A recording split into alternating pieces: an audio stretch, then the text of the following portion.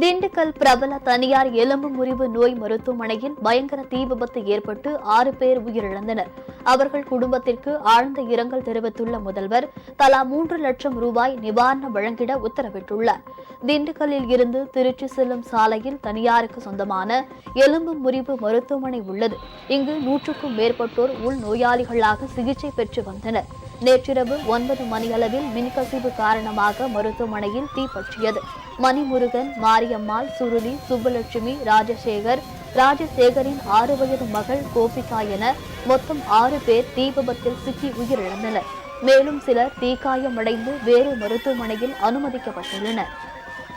இதனிடையே தீ விபத்தில் 6 பேர் உயிரிழந்த சம்பவத்திற்கு தமிழ்நாடு முதலமைச்சர் மு.க.ஸ்டாலின் ஆழ்ந்த இரங்கலும் வேதனையும் தெரிவித்துள்ளார். அரசு வெளியிட்டிருக்கும் செய்திக்குறிப்பில் 6 பேர் இறந்த செய்தி கேட்டு தாம் அதிர்ச்சியும் வேதனையும் அடைந்ததாக முதல்வர் குறிப்பிட்டுள்ளார். தீ விபத்தில் இறந்தவர்கள் குடும்பத்திற்கு தலா 3 லட்சம் ரூபாயும், பலத்த தீக்காயம் அடைந்தவர்களுக்கு 1 லட்சம் ரூபாயும், லேசான காயம் அடைந்தவர்களுக்கு 50,000 ரூபாயும் நிவாரணமாக வழங்கிட முதல்வர் உத்தரவிட்டுள்ளார்.